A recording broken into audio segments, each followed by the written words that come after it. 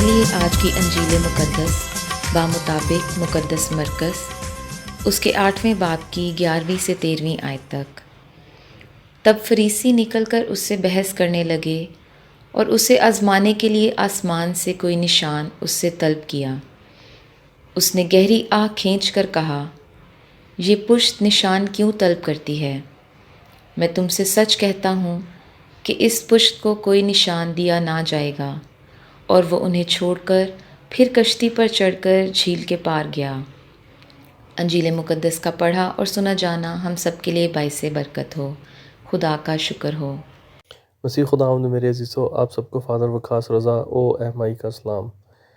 میں آپ سب کی خدمت میں آج کا کلام لے کر حاضر ہوا ہوں۔ آج کی پہلی تلاوت جو کہ یعقوب رسول کے خط میں سے لی گئی ہے۔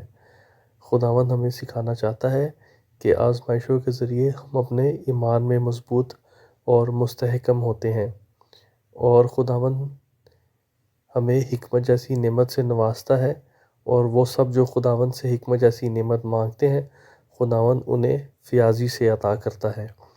اور آج کی انجیل مقدس میں فقی فریسی خداوند پر ایمان رکھنے کے لیے، خداوند پر بھروسہ کرنے کے لیے، یقین کرنے کے لیے خداوند سے آسمان سے نشان طلب کرتے ہیں، اور خداوند یسوع مسیح انہیں بتانا چاہتا ہے کہ خداوند پر ایمان رکھنے کے لیے آسمان سے نشان ظاہر کرنے کی ضرورت نہیں۔